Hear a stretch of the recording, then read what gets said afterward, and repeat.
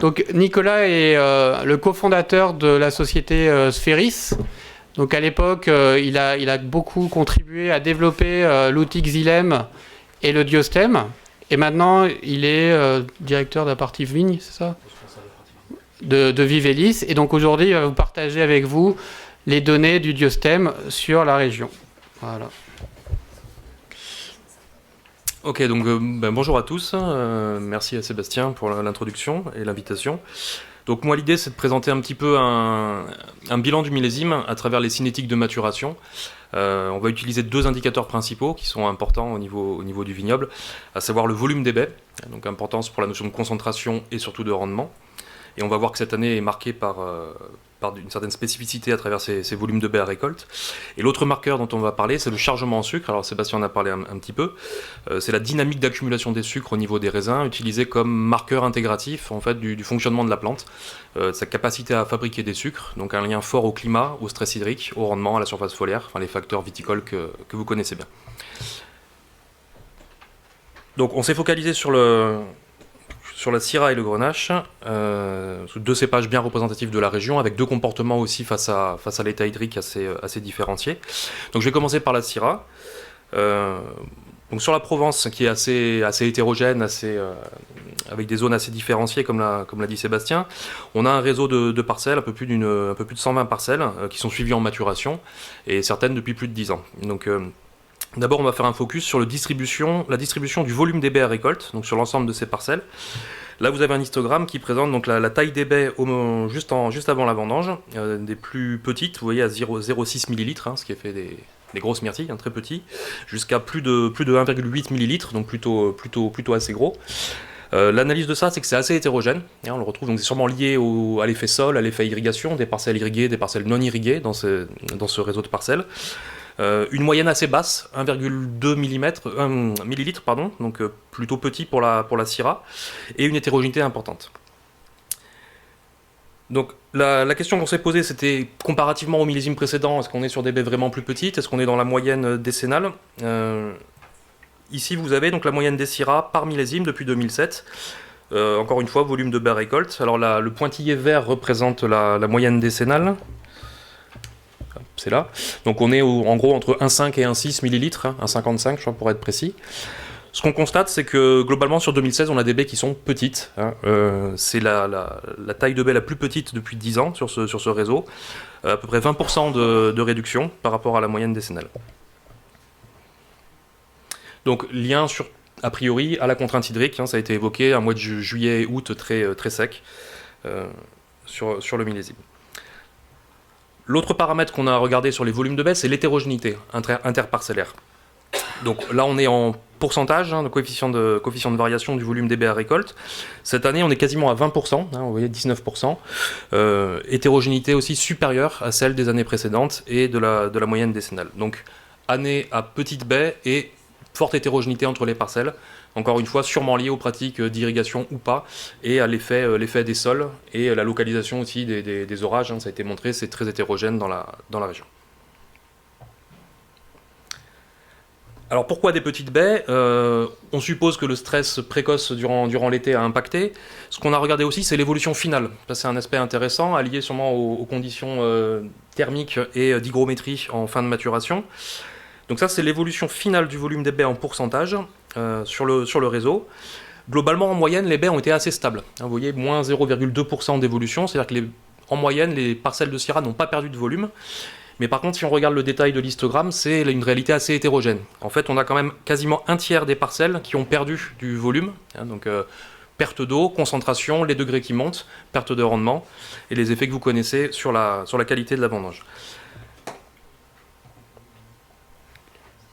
Donc si on se replace dans les 10 dernières années, est-ce que ces pertes de volume et ce comportement final étaient spécifiques? Globalement, sur 2016, on est dans la moyenne décennale, donc à peu près un tiers des parcelles qui présentent un effet de concentration et de perte de volume. On voit qu'il y a des millésimes où cette concentration a été plus importante, on regarde 2009, 2013, 14, 15. Donc finalement, au niveau de la taille des baies de Syrah, le millésime se caractérise plutôt par des petites baies au départ, plus que par un flétrissement important sur la fin de saison qui reste dans la moyenne de la région. Alors on a essayé de trouver quelques facteurs explicatifs, notamment sur les données climatiques. Globalement, dans les traitements statistiques, le paramètre qui ressort en tendance assez forte, c'est le lien entre cette taille de baie et la pluviométrie cumulée au cours de l'été. Ça a été présenté. Globalement, un été sec. On voit 2016 là en bas à gauche sur le graphique, moins de 20 mm pendant l'été. Des baies très petites et on retrouve une tendance globalement pas trop mauvaise entre la pluviométrie estivale pendant la phase de croissance de la baie et le début de la maturation qui peut expliquer ce volume de baie final. Donc ça c'était pour le volume des baies. Maintenant on va regarder les dynamiques de chargement en sucre. Alors ça pour nous c'est un marqueur hyper important dans le sens où il est très intégratif et il permet de bien décrire le comportement de la plante dans son millésime et dans son terroir. Donc quand on parle de chargement en sucre, en gros on regarde l'évolution de la quantité de sucre par baie qu'on calcule par la mesure du volume multiplié par la concentration en sucre du jus. Donc ça nous fait des milligrammes de sucre par baie. C'est la courbe bleue ici qui est représentée. Donc avant véraison, des niveaux très très bas. À partir de la véraison, on a une accumulation active des sucres jusqu'à un certain point maximal, un plateau, qu'on va identifier comme étant l'arrêt d'accumulation des sucres. Donc c'est à partir de cette date, les raisins ne chargent plus de sucre, et si le degré évolue après cette date, c'est simplement par variation du volume. On parlait tout à l'heure de la baisse de volume de la concentration, c'est ce qui peut expliquer la montée continue du degré, même après l'arrêt d'accumulation des sucres. Donc pour qualifier le comportement de maturation d'une parcelle, on va regarder à quelle date survient l'arrêt de chargement en sucre. C'est un peu une référence physiologique, chronologique en gros. Et le deuxième paramètre qu'on va regarder, c'est à quel degré potentiel ou à quelle concentration en sucre se trouve la vendange au moment de l'arrêt d'accumulation des sucres. Ça pour nous c'est une référence en termes de qualité de maturation, de potentiel du raisin, de manière assez intuitive.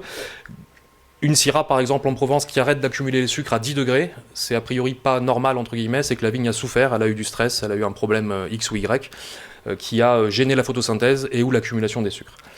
Donc on va l'utiliser, ce degré potentiel à l'arrêt d'accumulation des sucres, comme marqueur de la qualité de maturation et par extension du potentiel globalement de la vendange, puisque pour avoir des raisins qualitatifs, aromatiques avec des précurseurs, il faut avant toute chose une bonne accumulation des sucres. C'est le phénomène physiologique numéro 1 au niveau du raisin.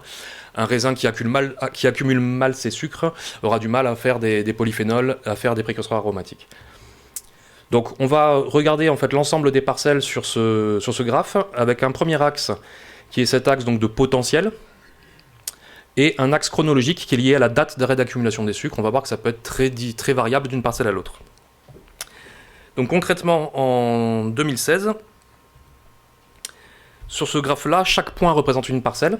Donc chaque parcelle est positionnée par rapport, alors si on prend cette petite parcelle par exemple un peu extrême, un arrêt très précoce, quasiment sorti de véraison, on est vers le 10 août, à 9,5. Bon, c'est une parcelle qui a eu des problèmes de maturation, a priori. Ce qu'on constate ici, c'est que surtout que c'est très très éclaté. On a à peu près 6 semaines d'amplitude entre les arrêts de chargement en sucre les plus précoces et ceux les plus tardifs. Et en termes de degrés potentiels à l'arrêt d'accumulation des sucres, on a aussi une diversité très importante, pas loin de 7 degrés potentiels, ce qui est énorme. Donc c'est des niveaux d'hétérogénéité qu'on n'est pas forcément habitué à voir quand on fait ce genre de synthèse régionale. Là, on a quelque chose d'assez éclaté. Ça s'explique par la diversité des terroirs et encore une fois, les facteurs hydriques, les systèmes de conduite, de gestion du vignoble, etc. On va regarder en détail les valeurs moyennes. Globalement, un arrêt le 2 septembre, en moyenne, à 12,4 degrés pour la Syrah. Donc l'idée, c'est de le repositionner par rapport au potentiel et aux qualités de raisin. On va considérer qu'une Syrah en Provence, pour donner une bonne qualité de raisin, il faut au moins une accumulation des sucres jusqu'à 12 degrés, ce qui est un seuil à peu près standard. Et sur le millésime, on constate qu'on a presque 2 tiers des parcelles qui sont arrivées au moins à 12 degrés, donc plutôt qualitative, plutôt maturation qualitative. Et on a quand même 20% des parcelles qui n'ont pas atteint les 11 degrés en accumulation active.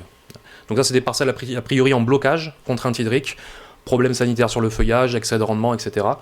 Tous ces facteurs qui vont gêner l'accumulation des sucres.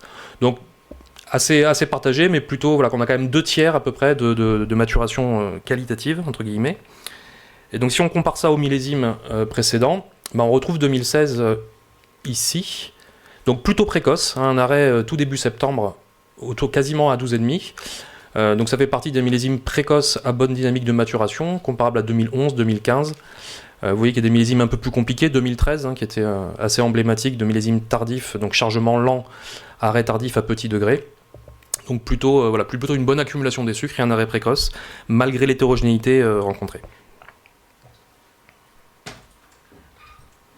Alors l'autre intérêt du chargement en sucre, au-delà de cette lecture un peu de la physiologique de la maturation, c'est que ça permet de se projeter un petit peu sur les fenêtres de récolte. Les utilisateurs du concept à travers Diostem connaissent bien ça.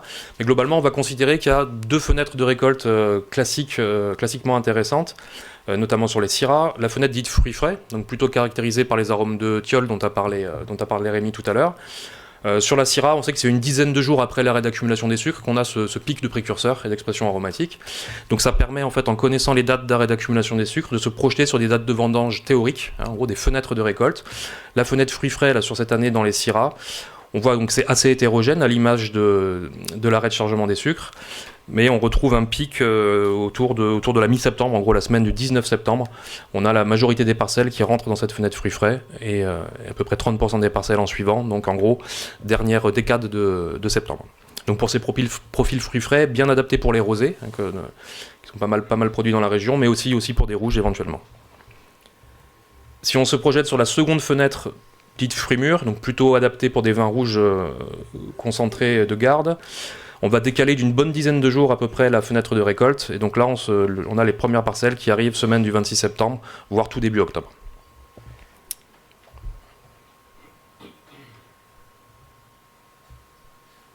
Voilà, donc ça c'était pour la syrah. De la même manière, on va regarder comment s'est comporté le grenache. Est-ce qu'on a une différence de comportement significative entre les 2 cépages? Est-ce qu'on a des tendances un petit peu comparables? Mais globalement, sur le volume des baies, de la même manière, on va regarder la distribution de la taille des baies à récolte. On va retrouver un peu les 2 mêmes éléments que pour la syrah. C'est globalement des petites baies, 1,3 ml en moyenne, ce qui n'est pas énorme pour du grenache. Et 2, une hétérogénéité importante, avec des petites baies inférieures à 1 ml, ce qui est assez rare pour le grenache, et des baies qui atteignent les 2 ml, donc plutôt grosses. Donc petites baies, mais une forte hétérogénéité interparcellaire. Donc si on compare cette taille de baie à récolte en 2016 aux 10 millésimes précédents, on retrouve le même phénomène que pour la syrah. C'est-à-dire qu'on a des baies qui sont très petites, qui sont 15% plus faibles que la moyenne décennale, qui est quasiment 1,6 millilitres. Et globalement, c'est le millésime qui présente les baies de plus petite taille depuis 10 ans.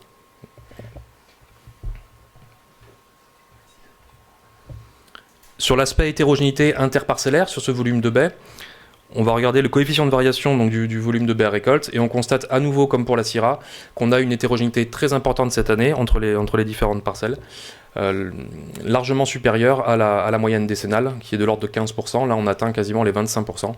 Donc des petites baies, mais une forte disparité entre les parcelles.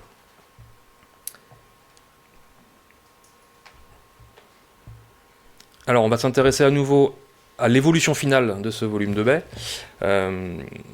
Globalement, on a une perte moyenne de 2%, ce qui est assez faible, globalement, de volume de baies avant la récolte. Mais ça traduit aussi une forte hétérogénéité, puisqu'on a à peu près 45% des parcelles qui présentent une perte de volume significative. Donc quasiment la moitié du parcellaire de syrah a perdu du volume de baies avant la récolte. Cette proportion de parcelles en perte de volume, globalement, donc elle est à 45%, elle est supérieure à la moyenne décennale aussi. Donc contrairement à la syrah, là on a significativement une proportion importante des parcelles de grenache qui ont présenté ces pertes de volume finales. Donc de la même manière, on a essayé d'expliquer ça au niveau statistique par les données climatiques. Comme pour la syrah, sur le grenache, on retrouve un lien assez clair entre la pluviométrie cumulée sur l'été, sur juillet-août, et la taille des baies finale. On retrouve donc 2016, encore une fois extrême ici.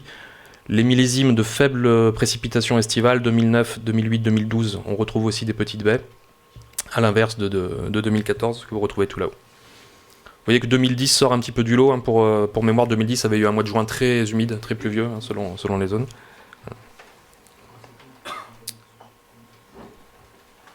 Alors si on regarde le chargement en sucre, donc à nouveau chaque point est une parcelle positionnée en fonction de sa date d'arrêt d'accumulation des sucres et le degré potentiel à l'arrêt d'accumulation des sucres. On va retrouver pour le grenache aussi une forte hétérogénéité entre des parcelles très précoces, arrêt de chargement en sucre vers le 15 août, en gros, avec des degrés des fois significatifs, entre 12 et 13, et des arrêts qui peuvent être très très tardifs sur la dernière partie de septembre. Donc en termes d'amplitude, on retrouve 5 semaines entre les plus précoces et les plus tardives, et sur le degré potentiel, pas loin de 6 degrés. Donc même conclusion que pour la Syrah, une forte hétérogénéité de comportement en termes de dynamique de maturation et de chargement en sucre. Les valeurs moyennes, vous voyez que la date, ça ressemble fortement à la Syrah. On est au 1er septembre. Sur la Syrah, on était au 2 septembre. Donc c'est globalement très très comparable.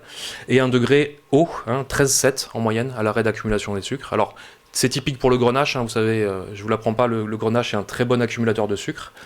Donc 13,7, ça reste quand même une valeur assez haute. Si on s'intéresse un petit peu au potentiel, globalement sur le grenache, on va considérer qu'un grenache en contrainte modérée, équilibré, qui a des bonnes conditions de maturation, il accumule ses sucres jusqu'à 13, 13,5, 14 sans aucun problème.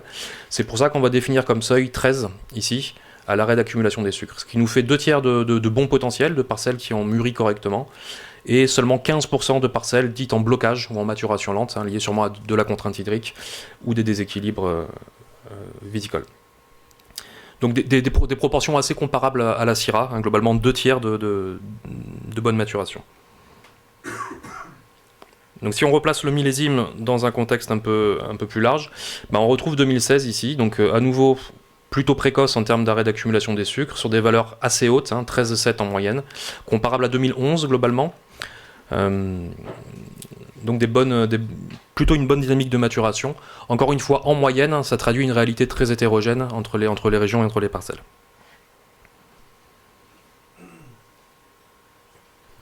Alors statistiquement, qu'est-ce qui ressort comme étant... quel paramètre climatique ressort comme étant en lien avec les dynamiques de maturation ? Le critère principal qui ressortait, c'était la température maximale moyenne sur le mois d'août. Vous voyez qu'il y a une tendance où sur le grenache, les millésimes plus frais en août, ici 2014, 7, 2010, 2008, on a des arrêts d'accumulation autour de 13, qui est à peu près le seuil qualitatif défini sur le grenache. Sur des mois d'août un peu plus chauds, on a des arrêts autour de 13,5, 14, voire au-delà comme en 2009. Et on retrouve 2016 un petit peu dans la moyenne, plutôt à tendance chaude, comparable à 2012 sur ces paramètres-là.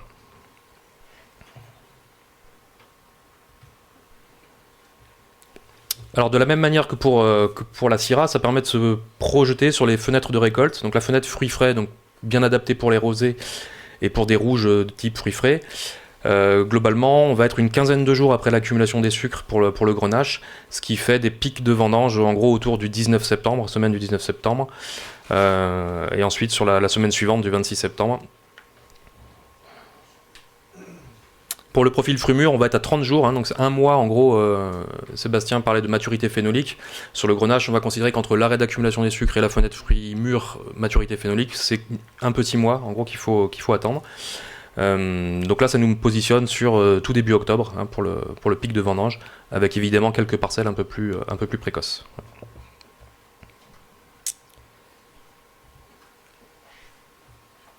Voilà, j'en arrive aux conclusions. Globalement, si on reprend un petit peu ce qu'on a dit, les éléments qui ressortent en fait de ce réseau de parcelles, aussi bien en Syrah qu'en grenache, j'ai présenté d'ailleurs que ces 2 cépages, que c'est les cépages pour lesquels on a le plus de références, mais on retrouve ces éléments-là de petites baies d'hétérogénéité sur la plupart des cépages que l'on a pu suivre. Donc c'est l'été très sec, ça a déjà été présenté, moins de 20 mm en cumul pluviométrique. Ça s'est traduit par globalement des petites baies sur les 2 cépages. C'est les plus petites depuis 2007, depuis qu'on suit ce paramètre en Provence. On retrouve une forte hétérogénéité, donc liée aux différentes zones de la Provence, mais aussi à la variabilité des pratiques culturales. L'irrigation n'est pas présente partout. Certaines parcelles sont irriguées, d'autres non. Il y a des sols plus ou moins profonds. Gestion du sol aussi, la gestion du couvert, de l'enherbement. Voilà, tous ces éléments-là ont sûrement impacté le fonctionnement des parcelles et ont induit cette hétérogénéité importante. Et malgré cet été sec, et peut-être aussi parce que les baies étaient petites, il y a eu des bonnes cinétiques d'accumulation des sucres, malgré tout. Donc j'en ai pas parlé, mais les vitesses d'accumulation des sucres étaient plutôt dans la moyenne, et ça s'est traduit par des arrêts précoces, tout début septembre, avec des bons degrés. Donc assez peu de blocage par contrainte hydrique au final. On était à 15% sur le grenache et 20% sur la Syrah.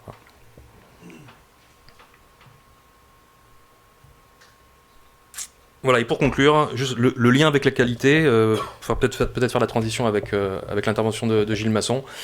Globalement, j'ai repris les notes du guide Hachette 2017, les notes sur 20 du millésime sur la Provence rouge. On voit que sur la Syrah, on a un lien assez intéressant entre le degré potentiel à l'arrêt de chargement en sucre, donc la qualité de maturation, et la note du millésime.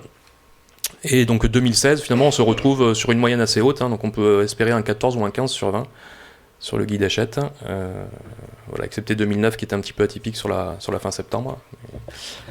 Voilà, j'en termine avec ça, et si vous avez des questions, ce sera avec plaisir.